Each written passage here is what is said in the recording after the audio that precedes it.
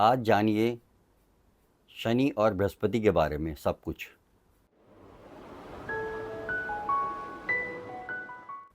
देखिए, शनि और बृहस्पति हमारी कुंडली में बहुत ही महत्वपूर्ण ग्रह होते हैं। दोनों ही बहुत ही महत्वपूर्ण हैं। दोनों ग्रहों का प्रभाव व्यक्ति के जीवन पर बहुत ही गहरा होता है। शनि एक राशि में 2.5 वर्ष तक गोचर करता है और बृहस्पति 1 वर्ष तक गोचर करता है। आइए जानते हैं उनके बारे में।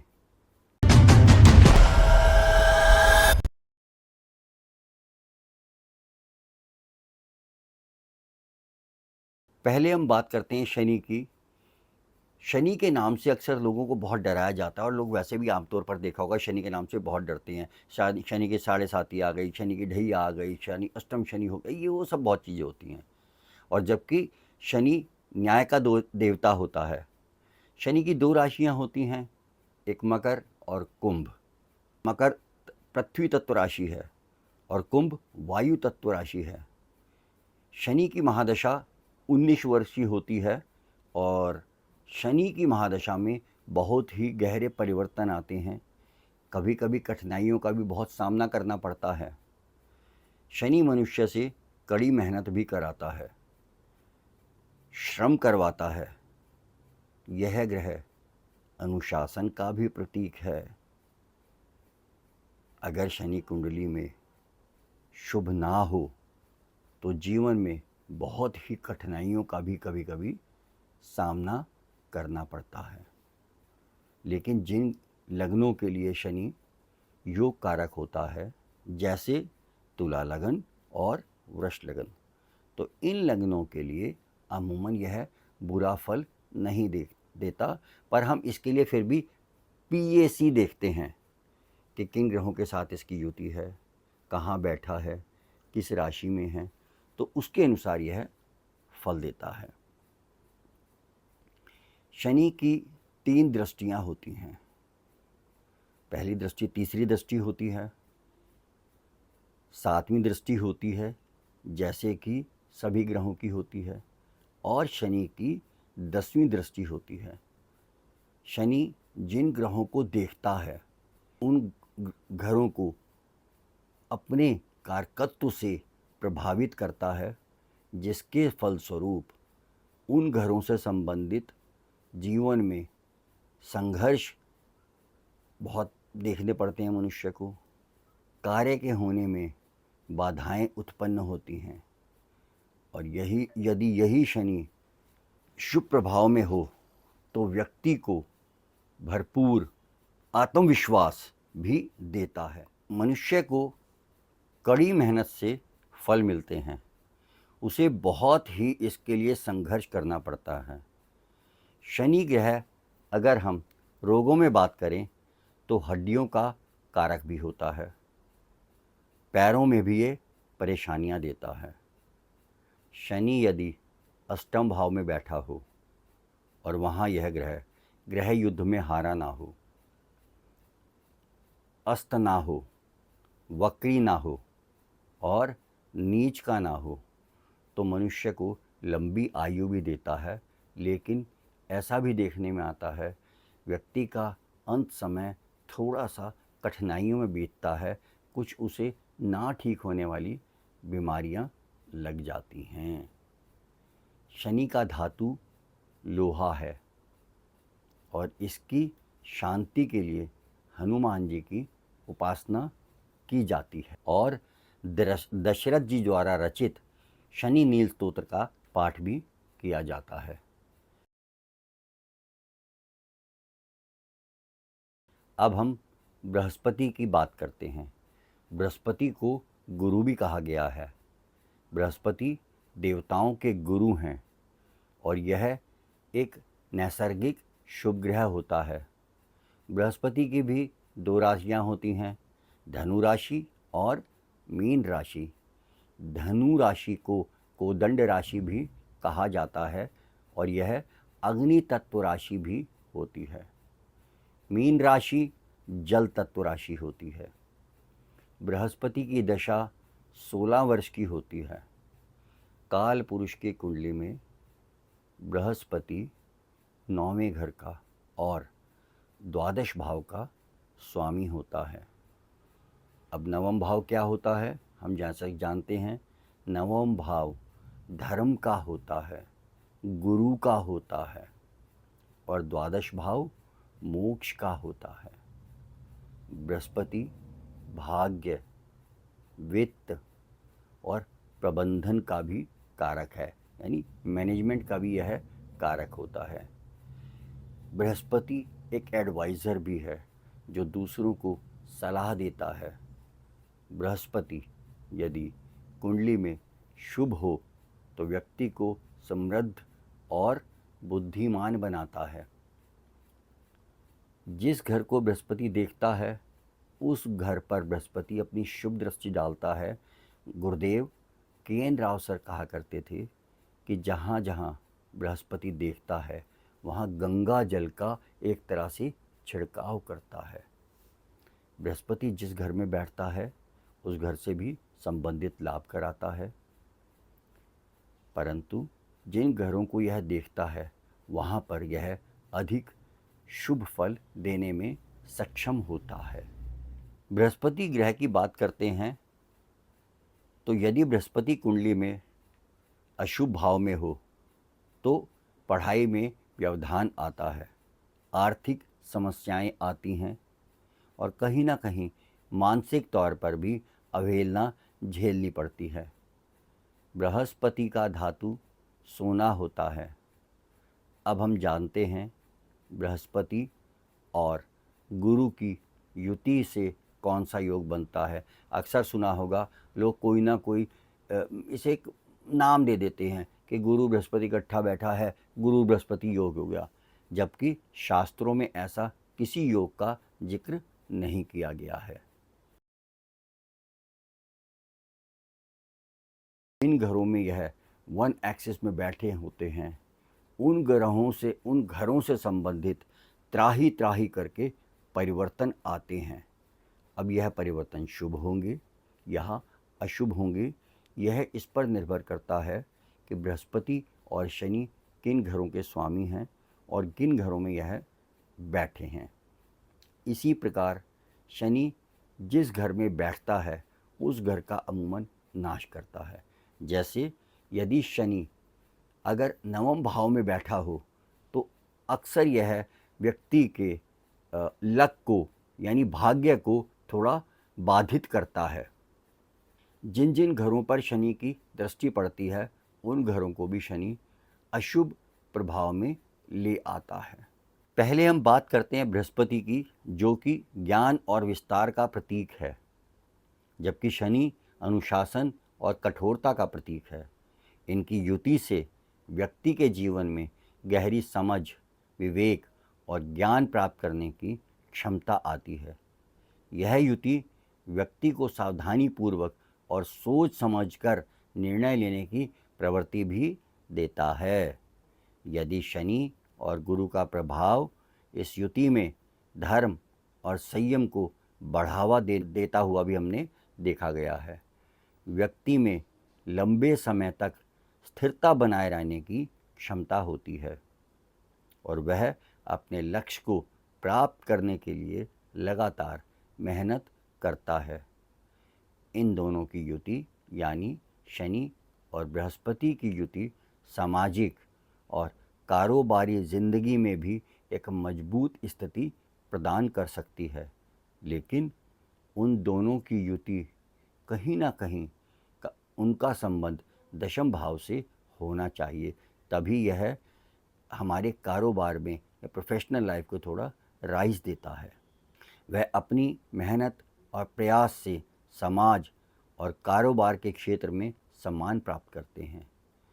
बृहस्पति जब शनि के साथ युति करता है तो आत्मज्ञान की ओर भी एक इशारा करता है। गुरु शिक्षा, ज्ञान और आध्यात्मिकता का भी प्रतिनिधित्व करता है, तो शनि की दृष्टि से इसके क्षेत्र में बाधाएं आ जाती हैं। इससे व्यक्ति को पढ़ाई में और ज्ञान अर्जन करने में भी कठिनाइयाँ होती हैं। बृहस्पति धर्म और धार्मिक गतिविधियों को भी एक तरह से हमारी कुंडली में दिखाता है। शनि की दृष्टि के कारण धार्मिक और आध्यात्मिक गतिविधियों में भी अड़चन आ सकती है और व्यक्ति को इन क्षेत्रों में संघर्ष करना पड़ता है। यदि शनि अशुभ हो तो आर्थिक समस्याओं का भी अक्सर कुंडली में एक अभाव देखा गया है। आर्थिक समस्याएं काफ़ी हद तक आदमी को तोड़ भी देती हैं। यदि कुंडली में गुरु और शनि दोनों अशुभ हों तो इनकी युति का एक दूसरे की परस्पर दृष्टि से परिवार में और समाज के रिश्तों में भी असर पड़ता है। यदि यह दोनों शुभ होंगे तो परिवार में और समाज में एक प्रतिष्ठा देंगे, पर अशुभ होने पर वही इसके विपरीत फल देते हैं। जैसा कि बताया, शनि हड्डियों का कारक होता है और बृहस्पति फैलाव का कारक होता है। तो जब शनि और बृहस्पति एक दूसरे को बीमारी के घर में बैठकर देखते हैं तो कहीं ना कहीं हड्डियों से संबंधित रोग भी व्यक्ति में आ जाते हैं। शनि और बृहस्पति की युति को समझने के लिए हम इसके फलों को समझने की कोशिश करते हैं। इन दोनों की युति को समझने के लिए, जैसा कि हम बाकी ग्रहों को भी समझने के लिए हम उन घरों के कारक किन घरों में बैठे हैं, किन घरों के स्वामी हैं, कैसे फल देंगे, ऐसे ही हम इनके युति को समझने के लिए भी अलग अलग हम ऐसे देखते हैं। पर फिर भी अगर हम कुछ देखना चाहें कि गुरु और शनि की युति के फल कैसे होंगे तो हम देखते हैं। यदि यह युति लगन में बन रही है तो व्यक्ति के व्यक्तित्व पर एक बहुत ही महत्वपूर्ण असर पड़ता है। वह बहुत गंभीर और जिम्मेदार व्यक्ति होता है। कुछ समय के लिए आत्म संयम और सामाजिक स्थिरता में वृद्धि हो सकती है, लेकिन ऐसा भी हो सकता है कि व्यक्ति अपने आप में अधिक संवेदनशील महसूस करे। अब हम द्वितीय भाव की बात करते हैं। यदि यह युति द्वितीय भाव में बन रही है, और जैसा कि हम जानते हैं द्वितीय भाव धन स्थान भी है और यह कुटुंब का स्थान भी होता है, तो जब गुरु धन का कारक भी होता है, जैसा हम जानते हैं, यदि यह युति दूसरे भाव में बनी तो आर्थिक स्थिति को भी प्रभावित कर सकता है। आर्थिक मांगों में व्यक्ति को अधिकतर योजनाबद्ध तरीके से उसे काम करने की आवश्यकता होती है। हालांकि यह धन संबंधी विषयों में देरी और अड़चन का एक कारण भी बनता है। परिवार में या कुटुंब में एक तनाव होने की भी स्थिति को यह उत्पन्न कराता है। अब हम तीसरे भाव की बात करते हैं। यदि यह युति तीसरे भाव में बनी तो यह भाव छोटे भाई बहनों को छोटी यात्राएं और व्यक्ति के साहस को दर्शाता है। यदि यह युति तीसरे भाव में बन रही है तो व्यक्ति के उत्साह और साहस में वृद्धि कराता है। भाई बहनों के संबंधों में सुधार होता है, लेकिन शनि शुभ ना हो तो अधिकतर भाई बहनों में मतभेद भी करा देता है, आपस में टकराव का कारण भी बनता है। चतुर्थ भाव हमारी जन्म कुंडली में संपत्ति और माता का होता है। यदि यह युति चौथे भाव में हुई तो माता के स्वास्थ्य और पारिवारिक संबंधों में कुछ चुनौतियां का हमें सामना करना पड़ता है। संपत्ति या अपनी पुश्तैनी जमीन जायदाद के मामलों में बहुत ही सतर्क रहने की आवश्यकता होती है, अन्यथा यह बहुत मुश्किलें पैदा करता है। अब हम पंचम भाव की बात करते हैं। पंचम भाव में यदि यह युति हो रही है तो पंचम भाव शिक्षा और संतान का होता है, मंत्र साधना का भी होता है। यहाँ पर यह युति पढ़ाई में व्यवधान आने के संकेत भी देती है। शनि यदि शुभ ना हो तो क्योंकि अब बृहस्पति आध्यात्मिकता का कारण है और शनि रहस्यमय विद्या से जुड़ा है, तो समय आने पर यह हो सकता है कि यह मंत्र साधना भी व्यक्ति से करवाए। तो यह तो एक अच्छी बात हुई। अब छठा भाव जो कि रोग, रिपु और ऋण का होता है, तो अक्सर आए दिन बीमारियां देता है। तो हमें अपने स्वास्थ्य के लिए बहुत ही सतर्क रहना पड़ता है। प्रतिकूल स्थितियों में निपटने की क्षमता भी है छठे भाव में यदि युति बन रही है तो आदमी को देता है। विपक्ष से अक्सर आए दिन टकराव रहता है। सप्तम भाव, सप्तम भाव कारोबार में साझेदारी और दाम्पत्य जीवन का होता है। दाम्पत्य जीवन और साझेदारी के मामले में आपसी समझ और आपसी एक जिसे हम कोऑर्डिनेशन कहें को बनाने में बहुत ही कठिनाइयों का कारण बनता है। कानूनी और व्यावसायिक साझेदारियों में भी चुनौतियां आ सकती हैं, क्योंकि शनि न्याय का कारक है और बृहस्पति हमारी कुंडली में एक तरह से धार्मिक और आध्यात्मिकता का कारक होता है। अब हम बात करते हैं अष्टम भाव की। अष्टम भाव में यह ठीक ना होने वाली लंबी बीमारियां भी अक्सर देता है। यहाँ से हम यह भी देखते हैं कि यह व्यक्ति कुछ रहस्यमय विद्याओं का भी एक बहुत ही जिज्ञासु रहता है जीवन में। लेकिन अष्टम भाव हमारा सडननेस का, अचानक का भी होता है और इसी वजह से अध्यात्मी इस अष्टम भाव में कभी कभी एक अपमानजनक स्थिति का भी कभी कभी सामना करना पड़ता है, लेकिन वह व्यक्ति आध्यात्मिकता में जरूर जाता है। इस घर में या युति होने के कारण एक तनाव की स्थिति बनती है। नवम भाव की बात करें तो नवम भाव पिता, गुरु का होता है, धर्म का होता है, लंबी यात्राओं का भी होता है। जब यह युति नवम भाव में होती है तो जीवन में यदि हमारा बृहस्पति शुभ प्रभाव में बैठा है और नवम भाव में शनि और बृहस्पति की युति हो रही है तो व्यक्ति न्यायप्रिय होता है। वह एक बहुत अच्छा एडवाइज़र या वकील भी बन सकता है, क्योंकि दोनों ही न्याय और धर्म को दर्शाते हैं।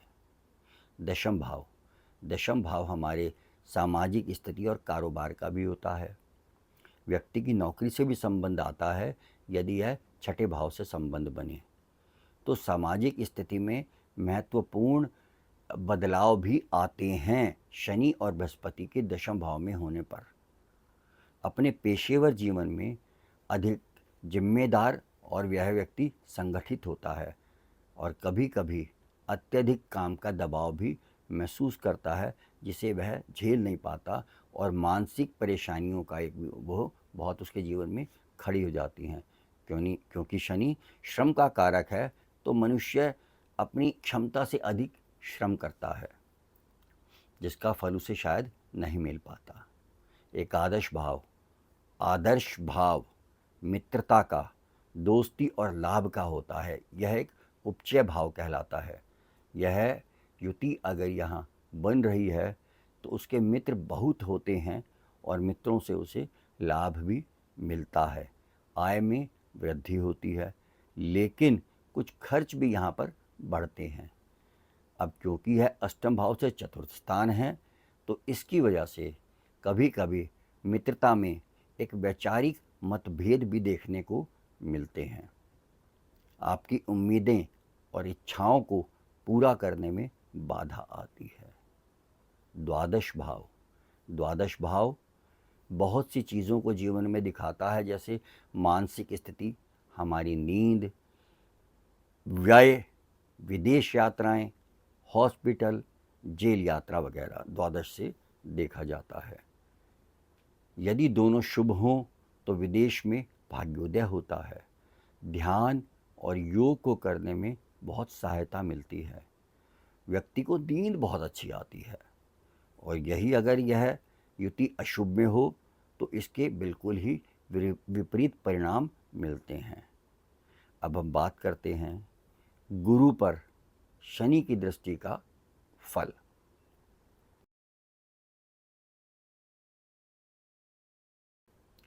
यदि शनि गुरु पर तीसरी, सातवीं और दृष्टि 7वीं और 10वीं दृष्टि डालता है, तो हमने जैसे कि देखा, यदि गुरु शनि गुरु पर तृतीय दृष्टि से देखता है तो शनि, और यदि शनि शुभ है तो साहस को बढ़ाएगा, भाई बहनों से सहयोग कराएगा, छोटी यात्राएं कराएगा, और क्विक राइटिंग में व्यक्ति अच्छा होता है। जैसे आजकल आपने देखा गया है MCQ वगैरह चल रहे हैं तो उनमें अच्छा होता है। पर यही शनि यदि अशुभ हो तो यहाँ से संबंधित बिल्कुल उनके फल विपरीत हो जाते हैं। शनि और गुरु जब एक दूसरे को समसप्तक होकर देखते हैं तो जिस घर को देखते हैं उस घर से संबंधित फल उसके बदल जाते हैं। शनि जब दशम दृष्टि से गुरु को देखता है तो गुरु हमारे धन का कारक होता है, तो यदि शनि शुभ है तो धन संबंधी और कारोबार में वृद्धि करता है। पर यह शनि यदि अशुभ हो तो इन सब चीज़ों का नाश भी करता है। यह इसकी अलग अलग दृष्टियों का फल होता है। अब हम बात करते हैं, यदि किसी कुंडली में यह युति है तो लोग आपसे उपाय ज़रूर पूछेंगे। जैसा मैंने पहले कहा कि, और भी अपनी पहले की वीडियोस में बताया है कि आदि शंकराचार्य जी ने तो 4 ही उपाय बताए हैं, परंतु परम श्रद्धेय गुरुदेव श्री केन राव जी बताते हैं, नारायण कवच का 3 बार नित्य पाठ करो, विष्णु सहस्त्र नाम का नित्य सुबह नहा धोकर अपना आसन बिछाकर बैठें और उस पर बैठकर विष्णु सहस्त्र नाम का पाठ करें। शनि के लिए हम हनुमान चालीसा का नित्य पाठ भी बता सकते हैं। दशरथ कृत शनि नील स्तोत्र का पाठ करें। शनिवार को सरसों का तेल में थोड़ा सा तिल डालकर जो शनि का दान मांगने आते हैं उन्हें दान करें। यदि गुरु पीड़ित हो तो इसका सिर्फ एक ही उपाय होता है, वो होता है दत्तात्रेय भगवान का स्तोत्र का नित्य पाठ करना।